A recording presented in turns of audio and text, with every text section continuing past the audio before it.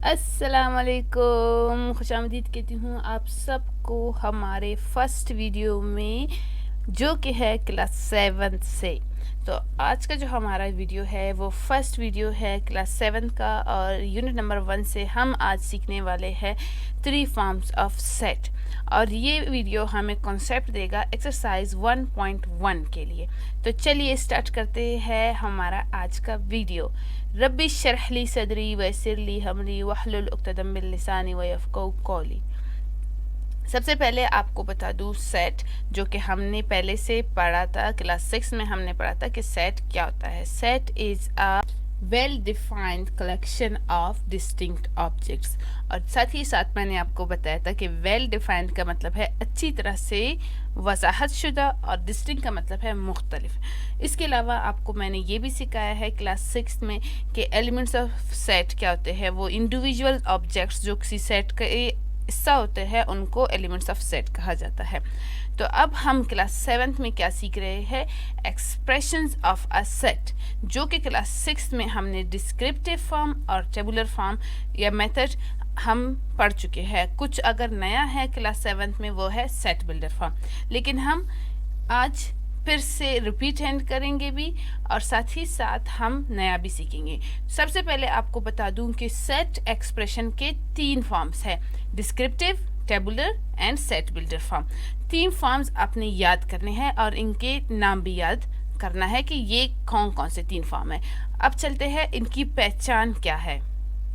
सबसे पहले हमारे पास है डिस्क्रिप्टिव फॉर्म, जिससे रिलेटेड आपके क्वेश्चंस होंगे। एक्सरसाइज 1.1 का जो क्वेश्चन नंबर 1 है वो डिस्क्रिप्टिव फॉर्म के ऊपर है।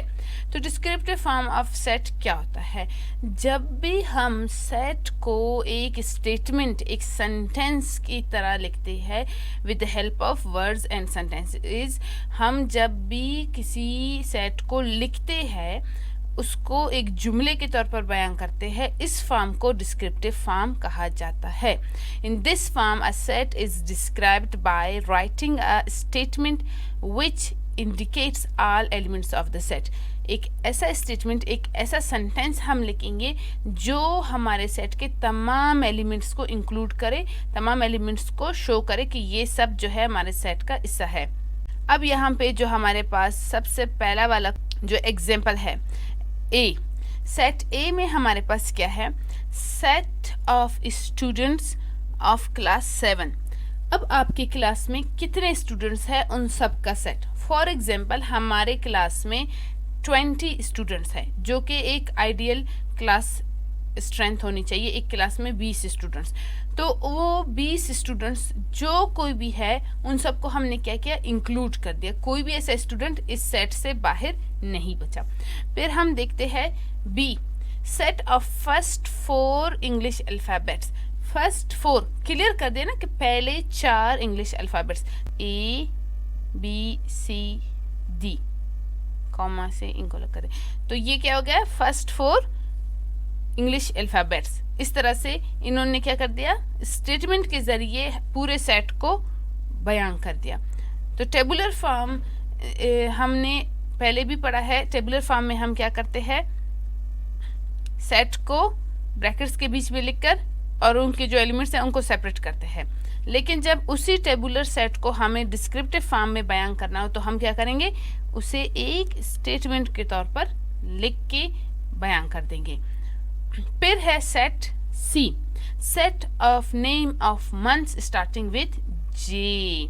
तो इसको क्या कर देना, जैसे जनवरी है, जून है, जुलाई है, तो तीनों के नाम अलग अलग नहीं लिखे, तीनों के नाम को अलग अलग नहीं लिखा, एक सेंटेंस में बयान कर दिया कि हमारे सेट के एलिमेंट्स वो मंथ्स है जिनका नाम जे से शुरू होता है।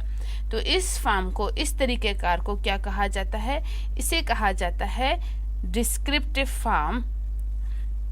डिस्क्रिप्टिव फॉर्म के बाद अब हम सीखेंगे टेबुलर फॉर्म। टेबुलर फॉर्म में क्या होता है, टेबुलर फॉर्म में हम सेट के एलिमेंट्स को लिखते हैं, 2 ब्रैकेट्स, आप इनको करली ब्रैकेट्स भी कह सकते हैं या फिर ब्रेसेस भी कहते हैं इनको, इनके बीच में, और हर एलिमेंट को दूसरे एलिमेंट से हम किस तरह से अलग करते हैं, कॉमास के ज़रिए उसे अलग करते हैं। टेबुलर फॉर्म में हम सेट के तमाम एलिमेंट्स को अलग अलग लिखते हैं और उनको एक दूसरे से कॉमा के ज़रिए सेपरेट करते हैं और इन सब को ब्रैकेट्स, कर्ली ब्रैकेट्स के बीच में लिखते हैं। इस फॉर्म को टेबुलर फॉर्म कहा जाता है। जब भी सेट को इस तरह से लिखा जाएगा, इसे कहा जाएगा tabular form of set expression.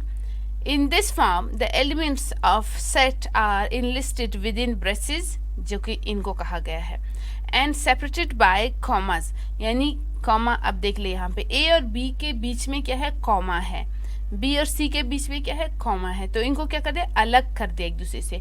इसी तरह से आप यहाँ पे देख ले, कॉमा है, यहाँ पे भी कॉमा है। तो टेबुलर फॉर्म में हम किस फॉर्म को टेबुलर फॉर्म कहा जाता है, जब सेट के तमाम एलिमेंट्स को लिखा जाता है, उनको ब्रैकेट्स, कर्ली ब्रैकेट्स या ब्रेसेस के बीच में लिखा जाता है और उनको कॉमा के ज़रिए सेपरेट किया जाता है। इस फॉर्म को टेबुलर फॉर्म कहा जाता है। और डिस्क्रिप्टिव फॉर्म में हम डिस्क्राइब करते हैं, सेट को डिस्क्राइब करते हैं एक सेंटेंस के ज़रिए, अल्फाज को इस्तेमाल में लाते हुए। तो एग्जाम्पल्स आप देख सकते हैं, ये first 4 alphabets of English language. अब देखिए ये इसका टेबुलर फॉर्म है, जबकि यहाँ पे इसी सेम सेट का डिस्क्रिप्टिव फॉर्म है। फिर हमारे पास है जनवरी, जून, जुलाई। कौन से ये मंथ्स है, ये वो मंथ्स है जिनका नाम जे से शुरू होता है। इसी तरह से फिर ये है, अब देख ले 4, 8, 12 till 100, ये किन नंबर्स का सेट है, ये इवन नंबर्स का सेट है जो 2 से बड़े और 100 तक सारे इसमें इवन नंबर्स इंक्लूडेड है। तो यहाँ पे मतलब ये है कि आपका जो सेट है टेबुलर फॉर्म में जब लिखा जाएगा तो इस तरह से लिखा जाएगा और डिस्क्रिप्टिव फॉर्म में जब लिखा जाएगा तो इस तरह से लिखा जाएगा। ये तो हो गए सेट के 2 फॉर्म्स। अब यहाँ पे कुछ सिंबल्स है जिनको आपने अपने कॉपी पे नोट करना है, इनके मतलब्स भी नोट करने हैं, यानी इसको क्या पढ़ा जाएगा। ये सिंबल्स आपको आना बहुत ज़रूरी है ताकि आप को मैथ की जो लैंग्वेज है उसे आप समझ सके कि अगर ये सिंबल्स कहीं पे यूज़ हो रहा है तो इसका मतलब क्या है। तो सबसे पहले हमारे पास एक स्ट्रेट लाइन है, ठीक है। स्ट्रेट लाइन कैसे, इस तरह से एक लाइन है, इस लाइन को क्या पढ़ा जाता है मैथ की ज़ुबान में, सच दैट, जैसा कि। फिर ये वाला सिंबल है, इसको क्या पढ़ा जाता है, एंड, और इसको और पढ़ा जाता है। जब ये सिंबल देख ले तो इसको आपने हमेशा समझना है कि ये और या फिर एंड, इंग्लिश में एंड, उर्दू में और का मतलब है। देन फिर हमारे पास आता है ये वाला सिंबल। अच्छा, इस सिंबल से पहले एक सिंबल मैं आपको बता दूं, सिर्फ ये होता है, इसका मतलब है ग्रेटर देन, ठीक है। इसका मतलब, इस सिंबल का मतलब है ग्रेटर देन। इसको लिख ले क्योंकि ये सिंबल भी आपको काम आएगा, इस एक्सरसाइज में आए ना आए, एग्जाम्स में और आगे चल के क्लास 8 में भी आपको काम आएगा। तो ये हो गया ग्रेटर देन, एंड और इक्वल टू। जब भी सिंबल ये हो और इसके नीचे एक लाइन हो तो इसका मतलब है ग्रेटर देन और इस लाइन का मतलब है इक्वल टू, यानी इन दोनों को जब हम मिलाएंगे, जब इस तरह से लिखा जाएगा तो इसका मतलब है greater than and equal to. तो नीचे वाले लाइन का मतलब है इक्वल टू और ऊपर वाले का मतलब है ग्रेटर देन। तो आपने ऊपर वाले लाइन को अलग से भी जो सिंबल है उसको लिख के उसके सामने लिखना है कि इसका मतलब है ग्रेटर देन, ठीक है, बड़ा है। और ग्रेटर देन इन इक्वल का बड़ा है या फिर बराबर है। फिर ये सिंबल है, अब इस सिंबल को क्या कहा जाता है, इस सिंबल को कहा जाता है लेस देन और इक्वल टू। क्यों? क्योंकि इसमें ये वाला जो सिंबल है इसको लेस देन पढ़ा जाता है और कहा जाता है। इसके नीचे जब लाइन लगाएंगे तो इसका मतलब है लेस देन और इक्वल टू, छोटा और बराबर। लेकिन सिर्फ अगर लेस देन का साइन होगा तो इसका मतलब छोटा है। देन हमारे पास ये वाला साइन है, इस साइन का मतलब है बिलोंग्स टू। इसके अलावा इसको ये भी पढ़ा जाता है इज अ मेंबर ऑफ, ठीक है, बिलोंग्स टू भी कहा जाता है, इज अ मेंबर ऑफ भी कहा जाता है। तो आपने दोनों मतलब लिखने हैं ताकि कभी भी आपको कोई कंफ्यूजन ना हो। सिर्फ लिखना नहीं है, इसको याद भी करना है। फिर हमारे पास ये वाला सिंबल आता है, इस वाले सिंबल को और पढ़ा जाता है, लेकिन जब इस तरह से लिखा जाए तो इसको एंड पढ़ा जाता है। तो इस वजह से आपको इनके पहचान आनी चाहिए किस सिंबल का क्या मतलब है। फिर आता है set builder form. Set builder form आपको क्वेश्चन नंबर 3 के लिए हेल्प करेगा। एक्सरसाइज 1.1 में आपको क्वेश्चन नंबर 3 के लिए हेल्प करेगा। और ये सारे सिंबल्स आपको इसलिए सिखाए गए ताकि आप सेट बिल्डर फॉर्म को समझ सके और सेट बिल्डर फॉर्म में सेट को लिख भी सके। अब चलते हैं सेट बिल्डर फॉर्म से पहले एक दफ़ा रिपीट करते हैं। डिस्क्रिप्टिव फॉर्म जब हम सेट को सेंटेंस के तौर पर लिखेंगे। टेबुलर फॉर्म जब हम सेट के तमाम एलिमेंट्स को लिखेंगे, ब्रैकेट्स के बीच में लिखेंगे और हर एलिमेंट को दूसरे से कॉमा के जरिए अलग करेंगे। फिर आता है set builder form. Set builder form में हम सेट को सिंबल्स के जरिए रिप्रेजेंट करते हैं। सेट बिल्डर फॉर्म में हम सेट को सिंबल्स के जरिए रिप्रेजेंट करते हैं, जैसा कि ये है। तो अब इस सेट में हम इसको क्या कहते हैं या किस तरह से पढ़ा जाता है। इसको पढ़ा जाता है A is a set of all x. ठीक है, इसको आप ऑल एक्स भी कहो या फिर is a set of x. ठीक है, इज अ सेट ऑफ, ये जो आपके पास सच दैट के साइन से पहले एक्स है, इसकी वजह से क्या पढ़ा जाएगा, is a set of all x. फिर ये जो साइन है इसको हम कहेंगे सच दैट। फिर इसके बाद वापस एक्स है, एक्स। फिर इस साइन का मतलब है बिलोंग्स टू या फिर इज अ मेंबर ऑफ। तो ठीक है, इज अ मेंबर ऑफ। और एन, कैपिटल एन हमें पता है नेचुरल नंबर्स को शो करता है, तो इन्होंने इसे यू बयान किया है। A is a set of all x such that x is a natural number. लेकिन इसको यू भी पढ़ा जाता है, A is a set of x such that x belongs to natural numbers. X belongs to natural numbers, x belongs. अब यहाँ पे जो सिंबल है इसका आपने यहाँ पे देखो बिलोंग्स टू, तो इन्होंने क्या किया, इसको नहीं लिखा। वो आप बिगनर्स है तो आप इसको सिंबल्स के तौर पर सिंबल्स को याद कर ले, इन सिंबल्स को याद कर ले। जब ये याद हो जाएंगे तो आप इसको सिंबल्स के हिसाब से ही बयान कर ले। तो हमने क्या सीखा, सेट बिल्डर फॉर्म में हम एक सेट को सिंबल्स के जरिए रिप्रेजेंट करते हैं। अब हमारे पास एक एग्जाम्पल है। एग्जाम्पल ये है, इफ ए में ये सारे एलिमेंट्स है is equal to 2 4 6 8 10, then write in a set builder form. अब देखिए इसमें आप गौर करें, ये क्या है, इवन नंबर्स है, 2 4 6 8 10 इवन नंबर्स है। और ये वो इवन नंबर्स है जो 10 से छोटे हैं, क्योंकि इवन नंबर्स में 10 से बड़े भी नंबर्स होते हैं, लेकिन ये वो इवन नंबर्स है जो 10 से छोटे हैं। तो हम क्या कहेंगे, हम कहेंगे कि A is a set of all x. ठीक है, ए इज इक्वल टू, फिर ब्रैकेट लिखेंगे, फिर एक्स लिखेंगे। A is a set of x या फिर ऑल एक्स, फिर सच दैट, फिर x belongs to even numbers. Even numbers को हम कैपिटल ई से रिप्रेजेंट करते हैं, इवन नंबर्स, क्योंकि ये इवन नंबर से बिलोंग करते हैं। एंड अब देख ली ये एंड, ये देख ली ये सिंबल, इस तरह से आप उनको पढ़ सकते हैं। एंड एक्स, क्योंकि हमने कहा एक्स क्या है, बिलोंग करता है इवन नंबर से, लेकिन और ए क्या है, पूरा जो ए का सेट है वो एक्स का सेट है। एक्स इज स्मॉलर देन और इक्वल टू 10। स्मॉलर देन, हमने क्या किया, स्मॉलर देन और इक्वल टू 10, यानी 10 से छोटे, और 10 भी इसमें इंक्लूडेड है। इक्वल का मतलब 10 भी इंक्लूडेड है। अब इसी सेट को हम ऐसे भी लिख सकते हैं, यहाँ पे हम स्मॉलर लिखे, सिर्फ स्मॉलर का साइन। हमने पहले क्या लिखा, smaller than and equal to, smaller than 12।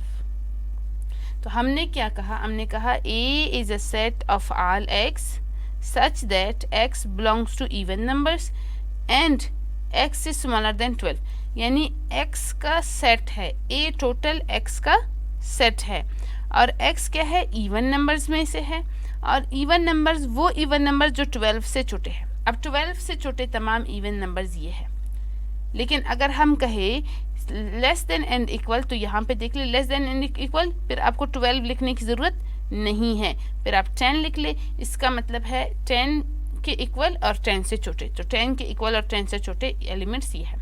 ये तो हो गया, इसको हमने एक्सप्लेन करते हैं। एक और यहाँ पे गिवन है एग्जाम्पल जो कि ये है। अब इसमें देख ले 1, 4, 9, 16, 25। अब यहाँ पे क्या है कि वो एलिमेंट्स है जो इवन भी है ओड भी है। फिर हम क्या करें, तो आप इनको थोड़ा सा गौर से देख ले। जो 4 है अगर हम देखें तो ये क्या है 2 का स्क्वायर है।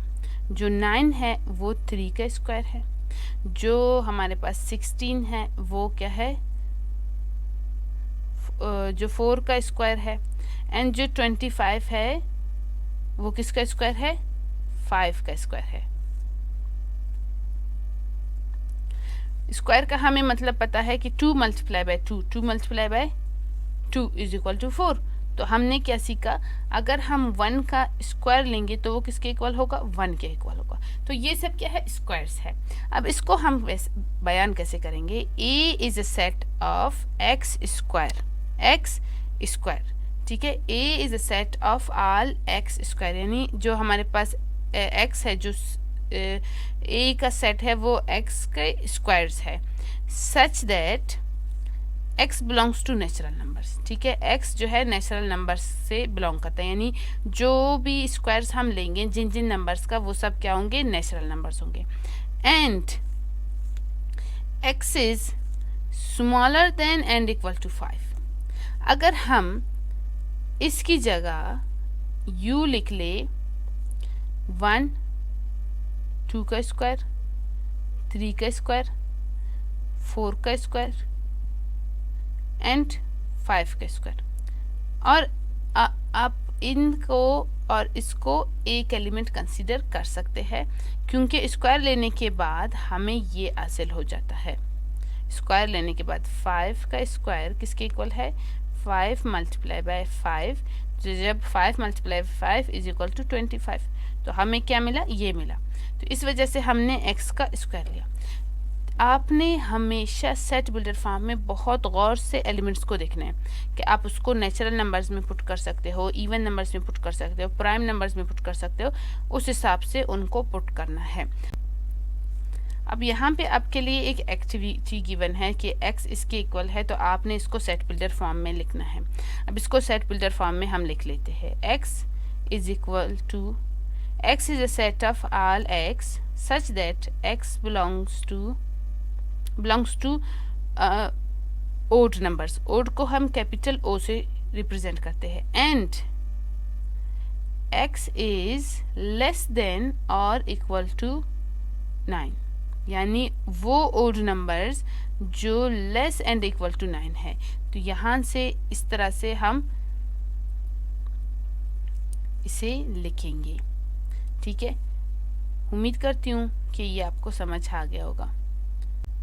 और इसी के साथ हमारा आज का वीडियो कंप्लीट होता है। वीडियो को आपने लाइक करना है, वीडियो को शेयर भी करना है, कमेंट में ज़रूर बताएं कि आपको कैसा लगा। इंशाल्लाह बहुत जल्द आपके साथ मज़ीद वीडियो शेयर करूँगी जो कि कॉन्सेप्ट के बेस पे भी होंगे और एक्सरसाइज के बेस पर भी।